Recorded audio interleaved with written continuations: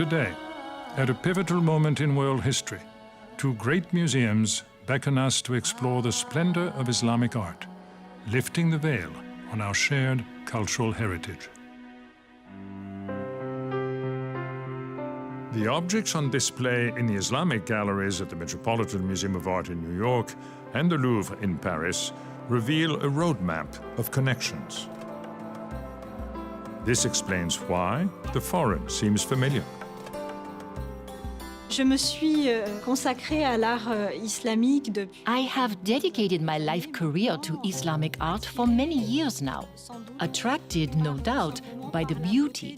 Mon œil a été séduit et je dirais. My eye was seduced by the whole culture, a culture that may look different in some ways, but at the same time is actually quite close. Proche. Universal museums like the Louvre and the Metropolitan help dispel the idea that cultures are exclusive, when in fact they are intertwined. Parce qu'aujourd'hui, on est dans un monde. Today we live in a world that is connected and global, but our connected and global world also has a history. Dans cet art islamique, Islamic art is without a doubt more difficult to access for those who may not have any knowledge of the culture. connaissance de cette culture. Whether they are Muslims or non-Muslims, many just don't have any knowledge of this very complicated history. Compliqué. The art of Islam reflects 14 centuries of changing political and cultural landscapes across 3 continents. So you're talking about a tremendous mix of world images, cultures, and the result that came out in the literature and the art of the Islamic world is very exciting. One of the glories of Islamic art is inlaid metalwork. And one of the absolute pinnacles of this technique and this type of art is the Baptistère de Saint-Louis. Created in Mamluk Egypt, it became part of the royal collections of France. C'est un bassin en métal. It is a basin of metal, copper alloy, inlaid with silver, that was crafted in Syria or Egypt in the mid-14th century. Ce bassin va servir par la And this basin will be used later for the baptisms of royal children, including Louis XIII. The Mamluks were slaves trained as soldiers who overthrew their masters and then ruled an Islamic empire for 300 years from Cairo. À l'intérieur du bassin, nous avons Inside the basin, we have friezes of riders, which illustrate the court life and the warrior concept of the Mamluk dynasty of Egypt. de cette dynastie des Mamelouks d'Égypte. There are scenes of battle and violence, a decapitated head and severed limbs. The interesting thing is, of course, that there was no resistance to using it for a Christian religious rite, baptism, even though it had been made by Muslim craftsmen. It worked just fine. Je pense qu'une chose importante aussi. I think that an important thing to understand when you want to discover Islamic art is that Islamic art is not simply just an Arab art. Peut-être caricatural qu'un art arabe. Nor is it simply religious art. The term Islamic art, coined by 19th century art historians, includes all art produced in Muslim lands from the 7th century forward, from Spain to Morocco, Egypt, the Middle East, Central Asia and India, to the borders of China. Dans l'univers mental aujourd'hui, on a l'impression que Today, we tend to think that Islam is the East. At least, that's how Islamic art is presented in Western culture. But Spain was Islamic, and Morocco is a Western kingdom. Take, for instance, the roaring Monthon lion, a cast bronze fountain spout created between the 12th and 13th centuries in Islamic Spain. In characteristic Islamic style, the surface of the lion is completely covered with engraved decorations, including Arabic calligraphy. Now, obviously, you're talking about a huge variety. You're talking about Spain to India and beyond, and everything in between has its own style, it has its own materials, and you might even say, what's common between all of this? What unites all of this? The most obvious connection is the presence of Islam. Muslims believe that God revealed a new faith to the Prophet Muhammad, beginning in 610 AD near the city of Mecca, where the well-established Jewish, Christian, and pagan communities rejected him. He moved to Medina and died 10 years later in 632. Yet, in that mere 10-year span, Muhammad and his army succeeded in conquering most of the Arabian Peninsula for Islam. When we talk about Islamic art, everyone expects objects coming from a mosque. And I think it is important to say and repeat that Islamic art is not only a religious art, but at the same time, we also have to show in what way Islamic art is religious. Traditionally, the creative focal point for Muslim communities is the mosque. In its very simplest form, the mosque is really a structure that gives you the direction for worship towards Mecca. That's often just a simple wall with an indentation in it that indicates the direction that Mecca lies in. Over time, this indentation, called a mihrab or prayer niche, became more elaborate. The brilliant blue tiles of this dazzling mihrab are distinct to the Iranian city of Isfahan, the Blue City. More than 600 years ago, artisans cut and pieced together tiny glazed ceramic tiles to produce the scrolling foliage and calligraphic designs of this meticulous masterpiece. Cette technique de la mosaïque qui s'est développée dans le monde. These mosaic techniques were first developed in the Greek and Roman worlds. Alors c'est une chose. It's a little-known fact that the cultures of Islam used the technical and decorative repertoire of late antiquity. As Muslim armies conquered more and more territory, local artistic traditions were blended into an evolving Islamic style.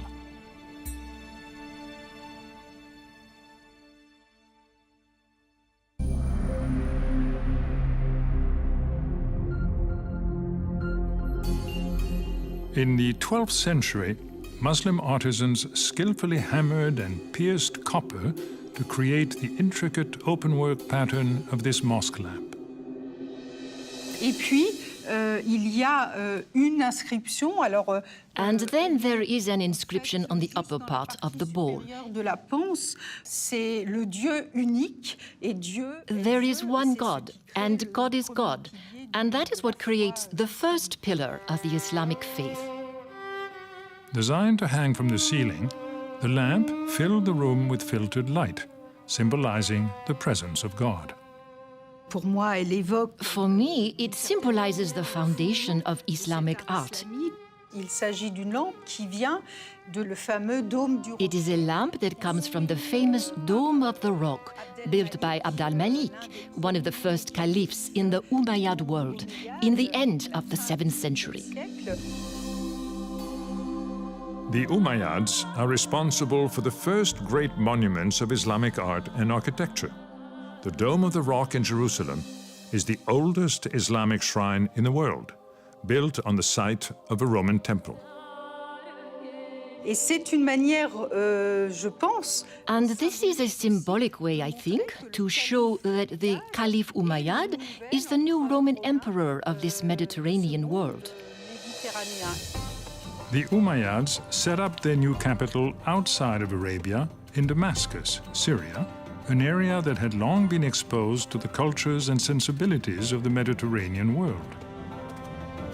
Here they built the Great Mosque of Damascus, which employed forms and elements of classical art familiar to Westerners, like columns, vaults, and domes. On est d'abord sur le. We're talking about a territory that partly overlapped the ancient Roman Empire. We, at the Louvre, wanted to reiterate that continuity between antiquity and the Islamic world.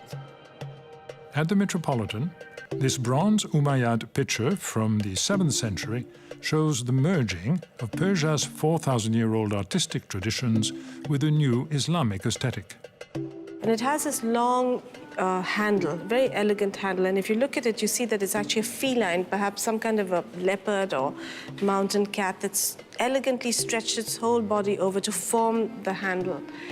But what is it doing? All around the rim is a goose. that it's chasing, it's hunting a goose. It's really the great Persian theme of hunting, which informs so much of Persian art. But the body represents a transition in taste from figural art to repetitive designs.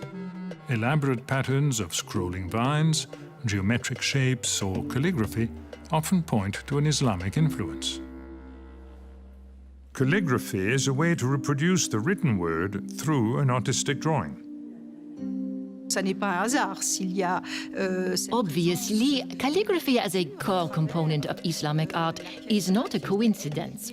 It is fundamentally related to the fact that the Islamic world is an entity, with Islam as its dominant and official religion. Arabic calligraphy is found everywhere in Islamic art. The hull of this galleon glows with sweeping golden strokes. A closer look shows the image to be a calligram, composed of calligraphy.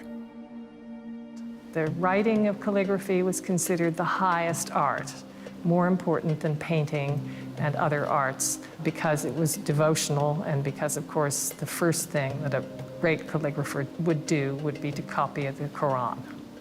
The Quran is the holy book of the Muslims. It is the revelation handed down from God to Muhammad. It is canonical. No word in the Quran changes. They are the same words that were written down after Muhammad recited them in the 7th century.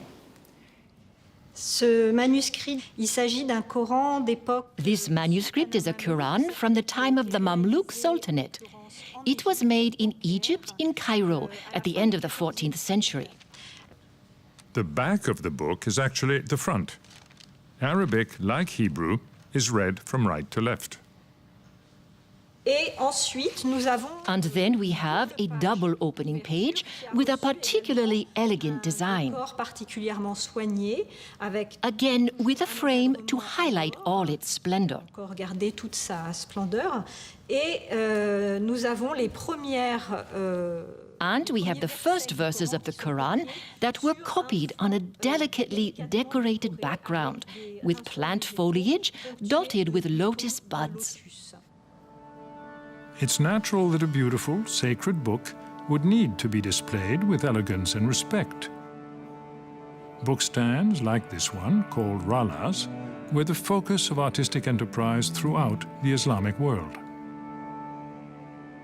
It's made from a single piece of wood that would have had to be split and separated so that it falls in the form of an X, but if you stand it up together, you can see that it was essentially formed from a single piece of wood.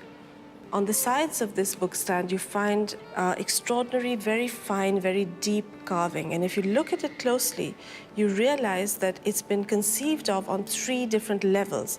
You have almost secret, hidden inscriptions at the very deepest level. God's name and the sacred name of the Prophet underpin everything else that you see. Sacred writing is woven into every aspect of Islamic life. The 99 names of God are stitched around the circumference of this prayer rug at the Louvre. In Islam, there is a way to evoke God through a number of names and adjectives, and they are all mentioned here. You also have many inscriptions, and that makes this rug of a high quality. It is very, very difficult to weave the inscriptions because you must be very precise, and as you know, writing is very important in Islamic art. Arabic script in the Quran was the physical manifestation of God's message. As the empire spread beyond its early borders, the Prophet's native tongue became the official language, tying religion to power and the Arabian identity.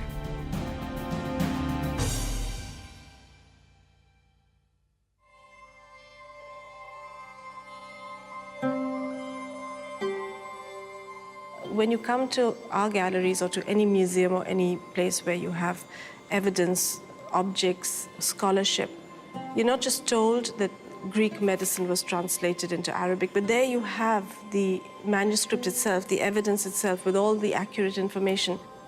that's the great thing about a museum. You make up your own mind about it, and you've got all the tools before you to do so. And that is really very empowering.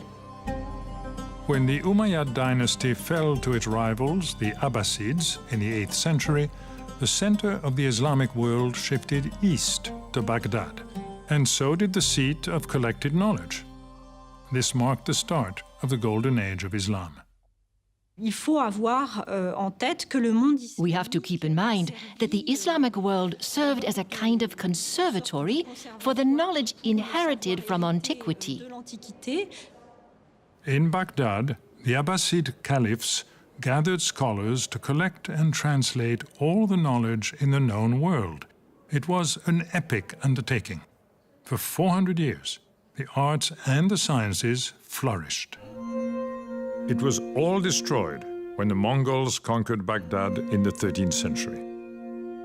But what they achieved in that period is known as a golden age of Islam, because it advanced all the things that humanity values, not just the Muslim world, but the world. These are pages from a popular medical reference titled De Materia Medica, one of the first scientific texts to be translated from Greek to Arabic in 9th century Baghdad. It was written by Dioscorides, who was a Greek who lived in what's now Turkey in the early 1st century AD. And this was translated into Arabic and then illustrated. It's a pharmacopoeia with descriptions of about 1,000 medicines made from plants. This page, on the other hand, shows men making medicine out of honey. C'est par le biais des It is through these Arabic translations that texts from classical antiquity, especially Greek and Roman, were retransmitted to the West. à l'Occident. When we study the ways cultures converge, science often lies at the intersection. This is an Islamic astrolabe, meaning star holder, based on an ancient Greek instrument for predicting the position of the moon, stars, and other planets. In fact, some of the instruments that you see were shared technologies between Muslim and Christian sailors who would love to get their hands on these kind of advanced instruments while they were establishing trade routes around the world. Because everyone always wants the latest gadget, whether it's an iPhone or an astrolabe. It's a kind of unifying interest. The astrolabe was refined in the Islamic world, most notably by the astronomer Al-Sufi, who described 1,000 different uses for this instrument, including the direction of Mecca for prayer. Here we have a manuscript, which is the Book of the Images of the Fixed Stars by As-Sufi. Now, this was written in the late 10th century originally, then copied and copied and copied. This 15th century copy, made 500 years after Al-Sufi's original, is open to a double page showing two enthroned figures. Really what this is the constellation Cassiopeia. And Cassiopeia, in this book and all the other constellations, are shown in two views. The one on the right, as if seen from outside the heavens, looking down. The one on the left, as if we were looking up, seeing the stars in the heavens. Over the centuries, court astronomers updated their calculations. There's a lot of variability in the sky, and although they're called the fixed stars, nothing's fixed at all. That was part of the genius of these scientists, that they understood that and that they were such good mathematicians that they could recalculate and recalculate over time. Il faut avoir en tête que des mots We must keep in mind that familiar words like algebra or algorithms are originally from Arabic. arabes. Et c'est cette domination de la géométrie. And this domination in geometry and algebra directly influences their artistic productions. The sophisticated application of geometry can be seen in this elegant vaulted ceiling from Mamluk Egypt. Ce porche a donc voyagé. This vaulted ceiling has traveled from Egypt to Europe to France in the late 19th century, but it was only recently assembled for the opening of the new halls in the Louvre Museum. This allows us to evoke the splendor of princely interiors that shows a finely carved stone decoration with some arabesque of plants and geometric patterns. D'arabesques végétales ou de motifs géométriques. The art of geometry cannot be denied in these 14th century Egyptian doors. Alors, on peut voir ici tout d'abord. We can see the complexity of the geometric pattern on which the decoration is based. This decoration is organized around what is called star polygons. These are the patterns that we can see here. Que l'on voit ici. Exotic woods like African rosewood and ebony were often imported at great expense from faraway lands. Dans ces régions, le bois était. In these regions, wood was rare, and they were trying to utilize every single piece of wood that they had. Morceaux de bois dont on pouvait disposer. By the Middle Ages, a thriving merchant economy and a sophisticated network of trade routes helped establish the Islamic world as the first truly universal civilization. There wasn't the idea of being a world apart. It was really a world that was connected to the wider world, and that, I think, helped facilitate robust economies and, rich, opulent courts.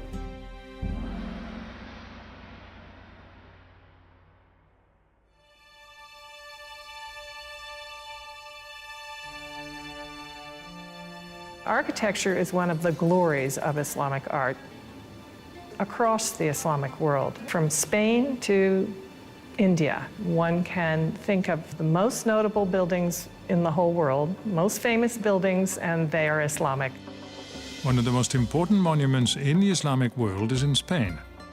The Great Mosque of Cordoba is considered the oldest Islamic structure in Europe and the most innovative.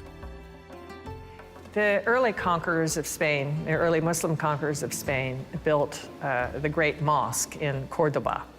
The beautiful mihrab, the marvelous multi-layered arches with a kind of striped or ablaq decoration.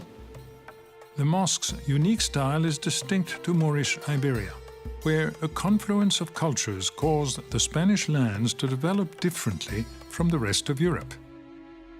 The Arabs had come in the 8th century, but the Iberian Peninsula was inhabited by Christians and Jews at that point. There for a while, people really seemed to live in peace with one another and tolerance.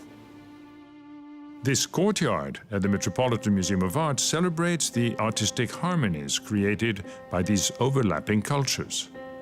It was constructed inside the museum by artisans from the imperial city of Fez in Morocco.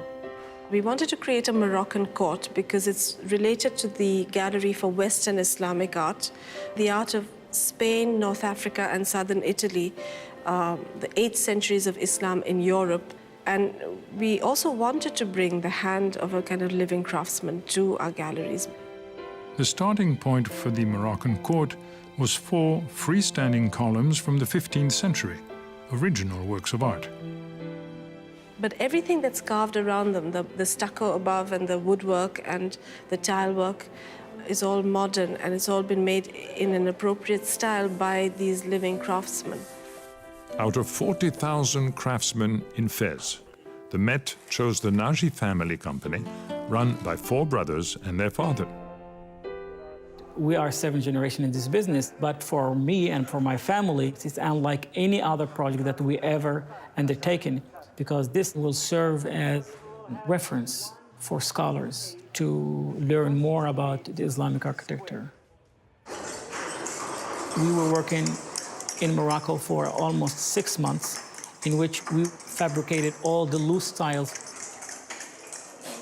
The cut tile pieces were then fitted together on the floor like a puzzle, but upside down, before being set in a concrete mortar. We had to get some variation of colors.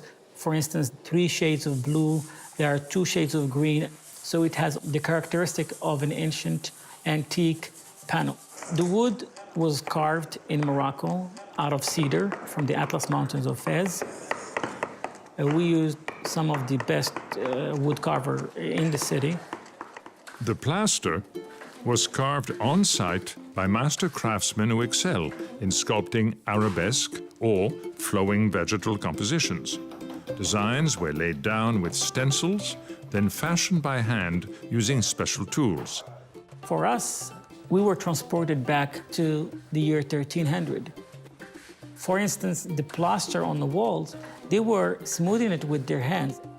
When I look at this court, I see hands everywhere. Everything is touched by hands. It's incredibly magical when you have artists actually working in the spaces with the art of the past. By highlighting this incredible art that still survives, we actually accomplished a great deal. We got a Moroccan court out of it, for sure, but we also we were able to really elaborate the idea of 8 centuries of Islam in Europe and its connection to North Africa. We can indeed wonder about the place of Islamic art at the Louvre and in Western art collections. In Europe, the Islamic world was and is right here at home. The Islamic world was and is European. Many Islamic objects found in the collections of European museums were gifts from rulers or taken as the spoils of war. As far as the Louvre is concerned, and you may already know this, the museum dates back to 1793 and is a product of the French Revolution. The French royal treasury included magnificent pieces of Islamic art and became the property of the Louvre in 1793. As early as 1893, the Louvre opened a section on Muslim arts. That was the word that was used in the late 19th century. Today, the new Islamic galleries of the Louvre are marked by an undulating golden roof that conjures images of a floating veil, a flying carpet, or wind-blown desert sands.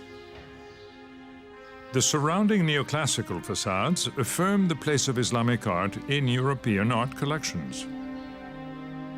One of the ways that Eastern Islamic objects came into European collections was through church treasuries. On display at the Louvre, this ewer from the Royal Abbey of Saint-Denis near Paris was carved from a single piece of very pure, very fine crystal.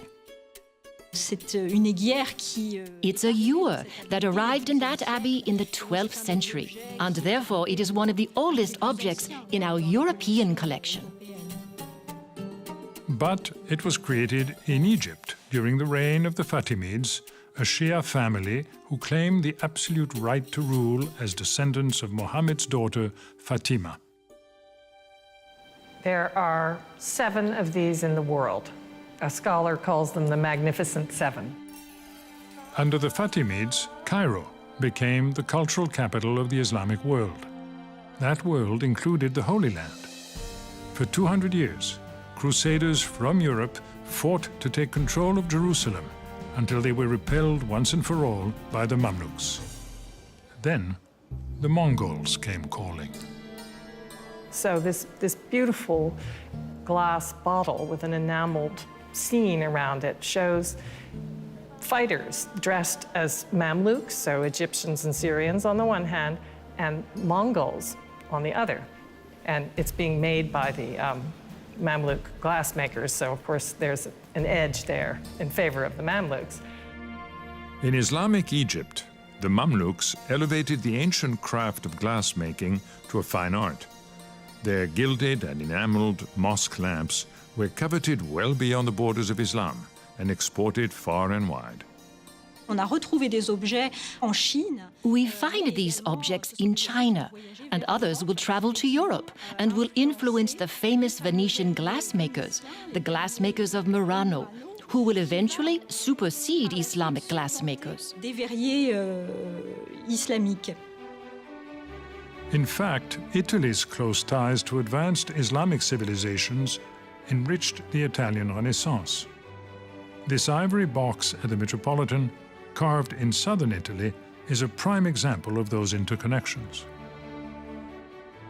There are figures standing on the corners that have turbans.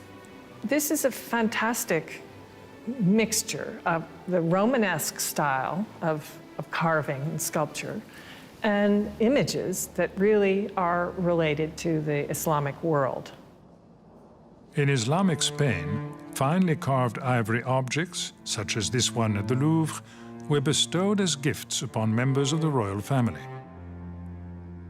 Made from a single ivory tusk, its sheer size is exceptional, but the carving makes it a masterpiece. In 1492, Ferdinand and Isabella ousted the Muslims, completing the 700-year Reconquista of Spain, and then launched Christopher Columbus on his first voyage west to a whole new world. To the east, the Islamic Empire reached the borders of China.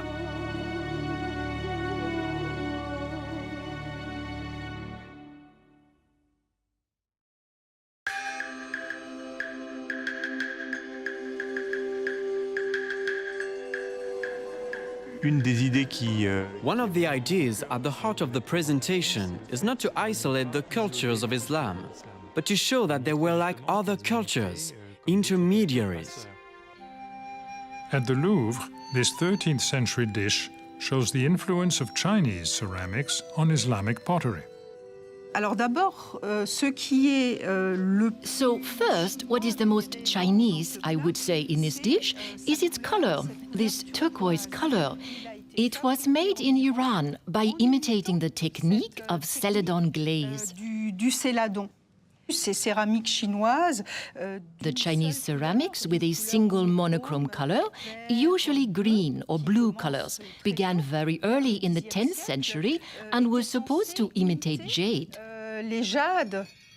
The fish and the lotus leaves are Chinese motifs, but the concentric circles of geometric patterns and elegantly stylized calligraphy ground this masterpiece in the Islamic artistic tradition.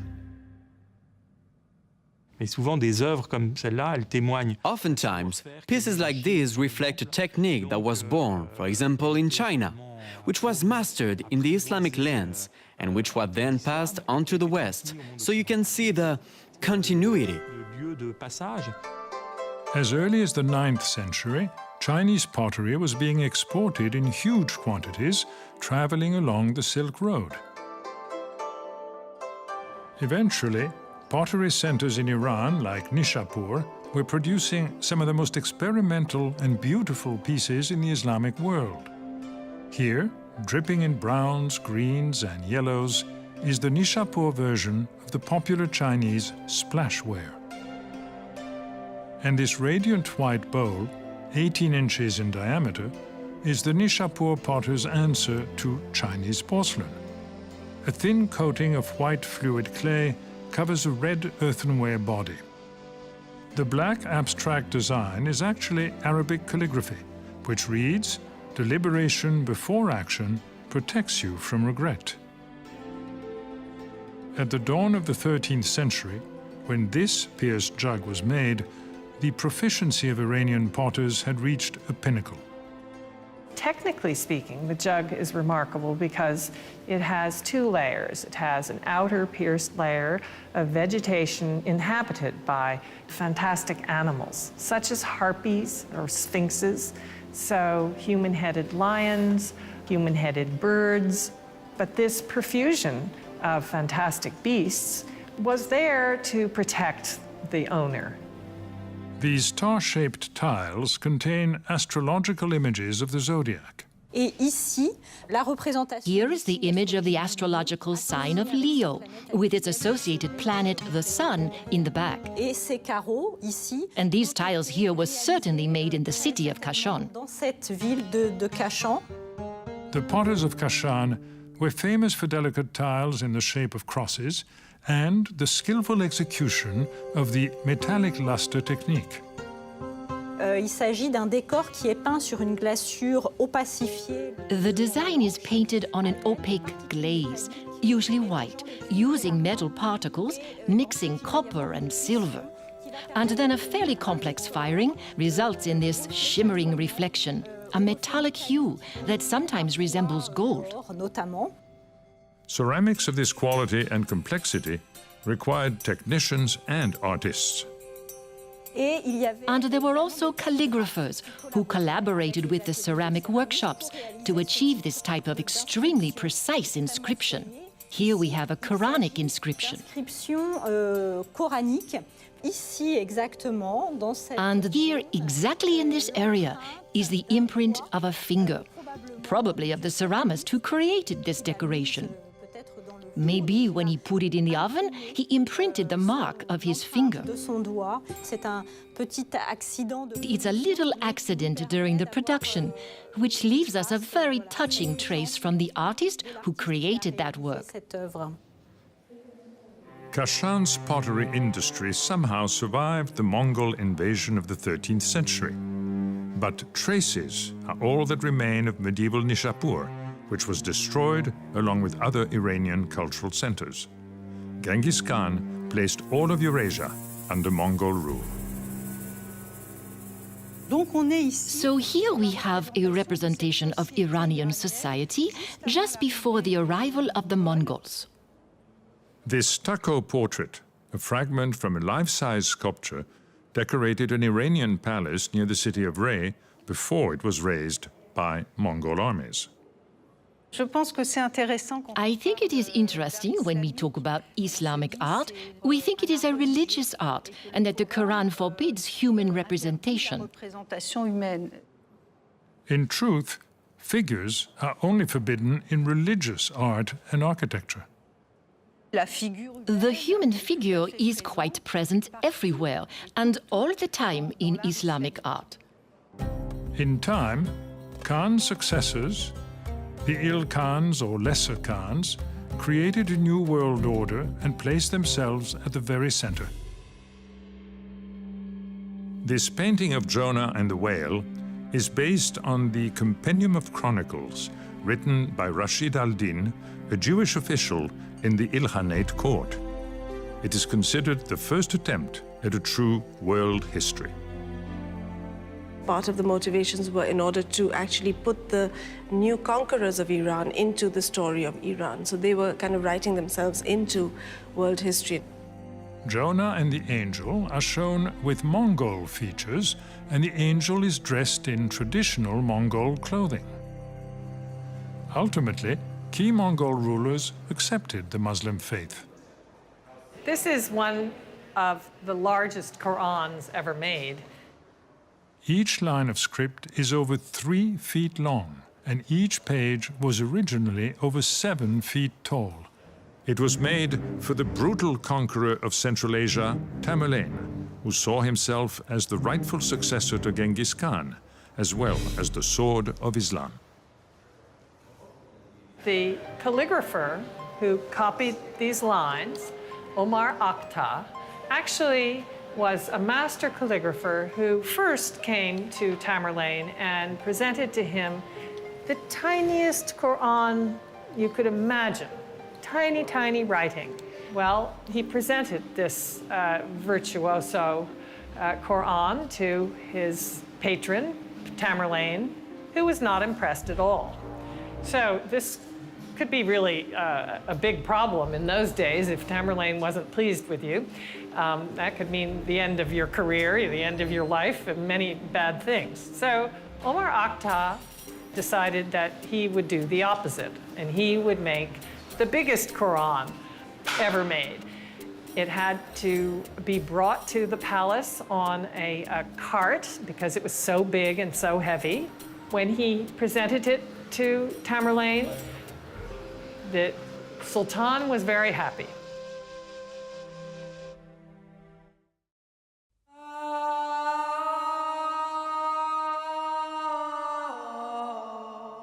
In the 1,000 years since Muhammad received his first revelations, the Islamic world had grown, divided, conquered, and finally settled into 3 empires. The Ottomans in Turkey, the Mughals in India, the Safavids in Iran. The Safavid capital, Isfahan, was a dazzling modern city. Much of it was newly built in the 17th century, although it was a very old city. And this tile panel has a typical scene of what would have gone on there. The tile panel depicts a woman in a rather provocative pose, handing a glass of wine to a European suitor. Now, whether this woman was a proper lady or not a proper lady is up for discussion, but the basic idea is that La Dolce Vita was alive and well in Isfahan in the 17th century. At the Louvre, a similar panel shows a young prince and his poetry teacher engaged in a poetic joust.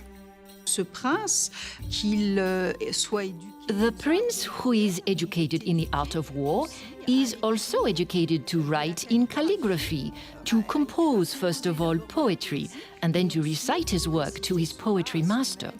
De poésie. In Persia, poetry and literature were centuries-old traditions that eventually gave rise to a new genre of painting, the art of the illustrated book. Under the Safavids, so in Iran in the 16th and 17th century, the art of the illustrated book achieved new heights.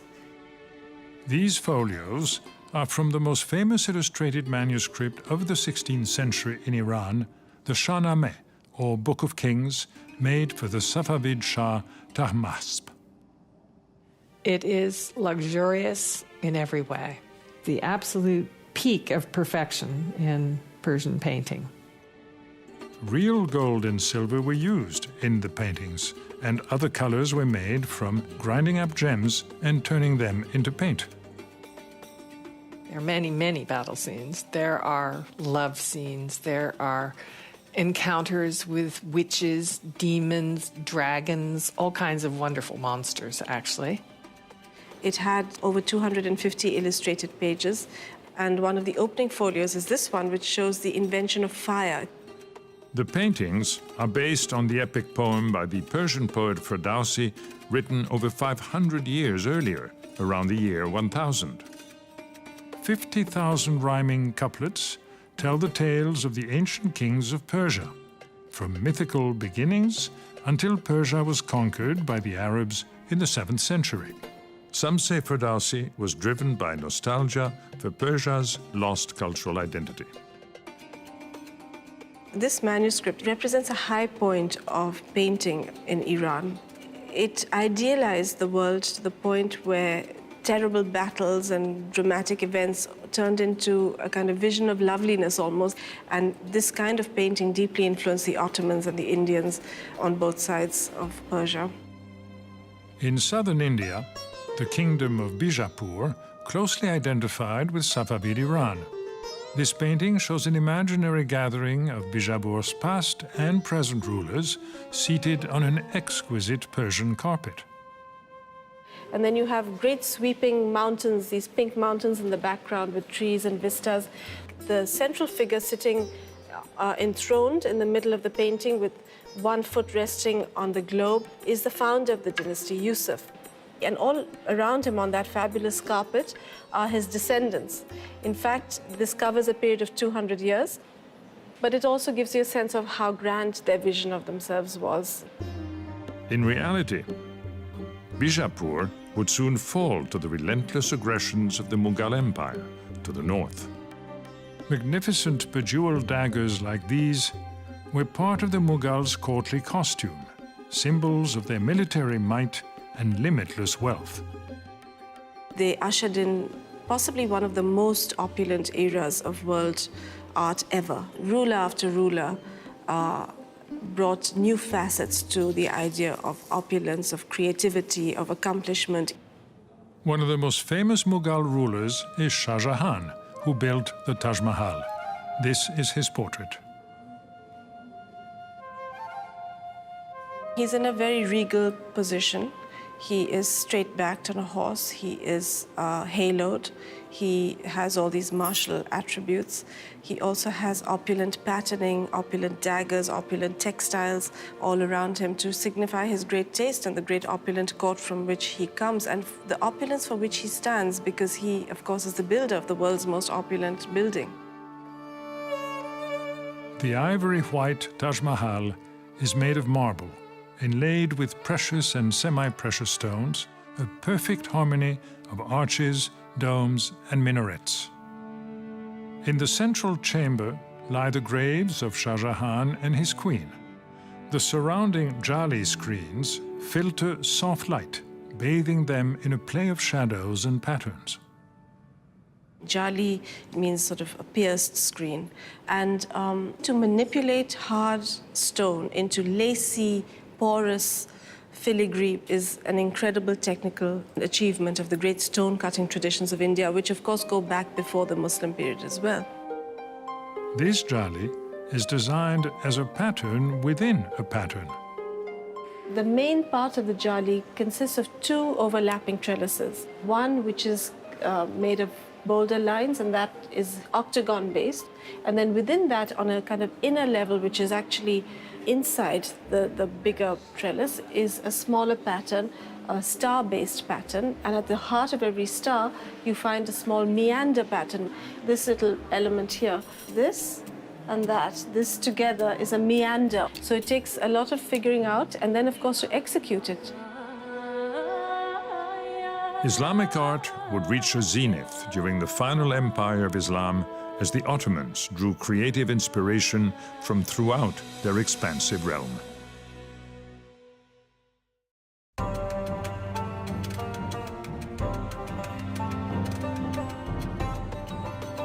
This is the official insignia, or tugra, of Suleiman the Magnificent, the greatest ruler of the Ottomans, Islam's final empire. Ribbons of ink reveal the Sultan's name and title amid watercolor fields of flowers and real gold. In the 16th century, under Suleiman's rule, the Ottoman state became a multinational, multilingual superpower.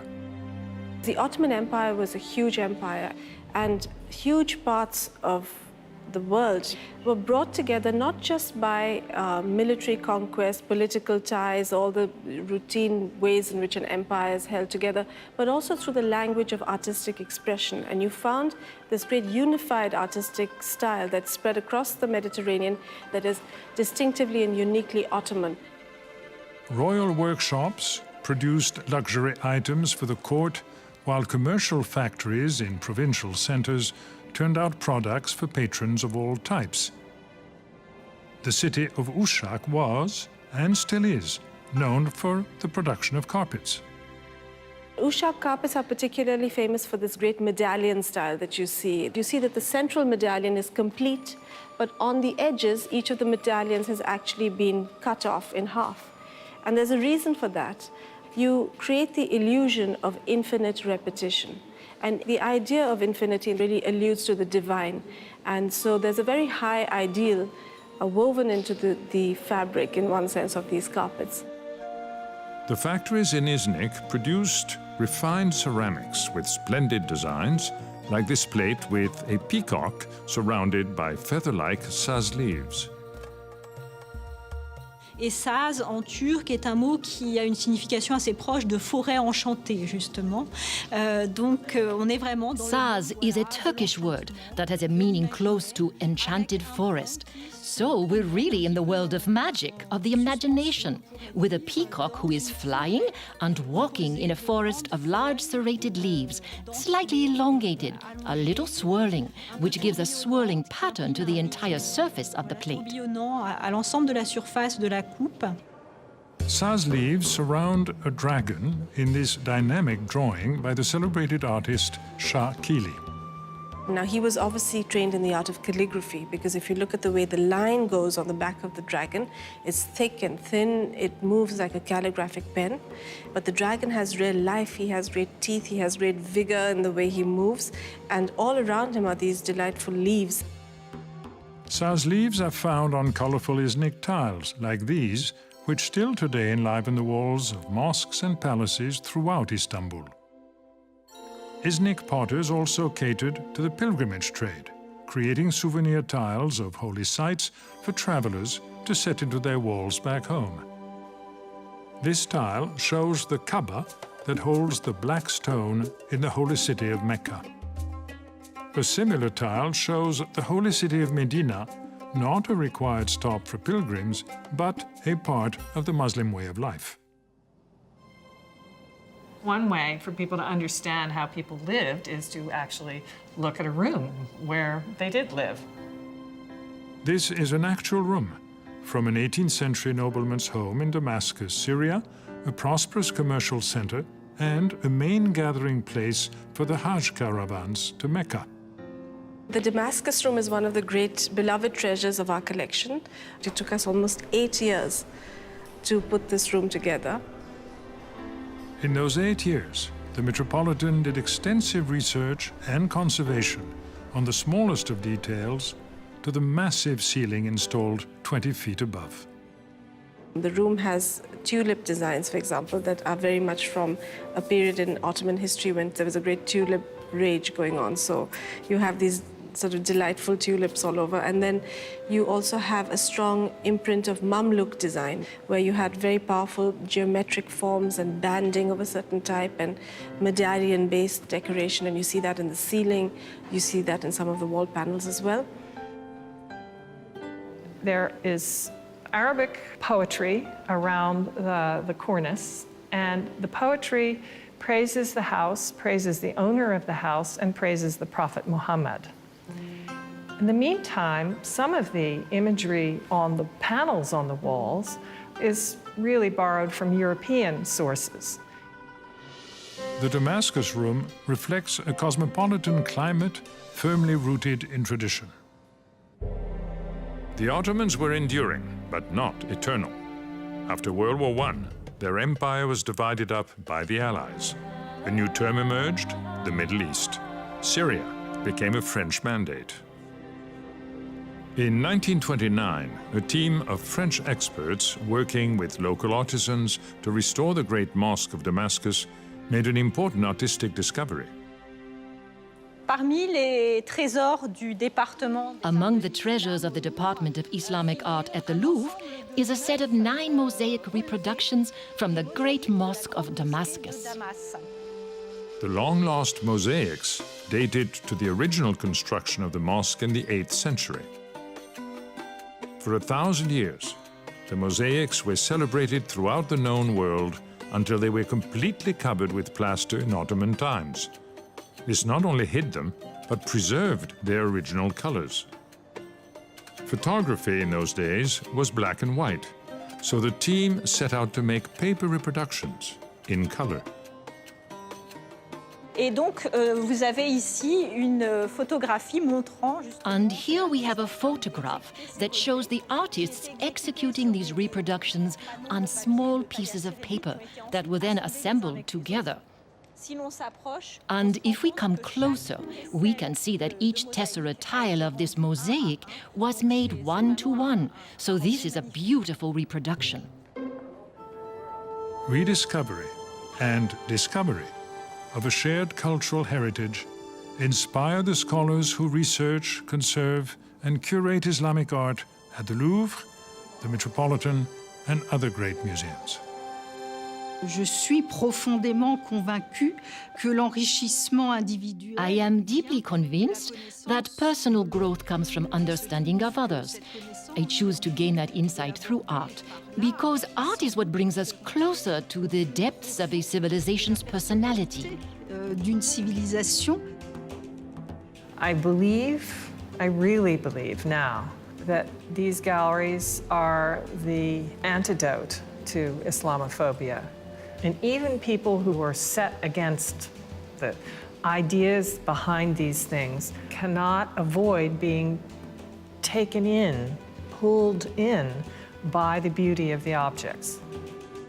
Art, whether it was made centuries ago or yesterday, can be a catalyst for cultural understanding. So yes, this responsibility is enormous, but it is also a wonderful opportunity, almost like a utopia, to change the world. Museums can change the world.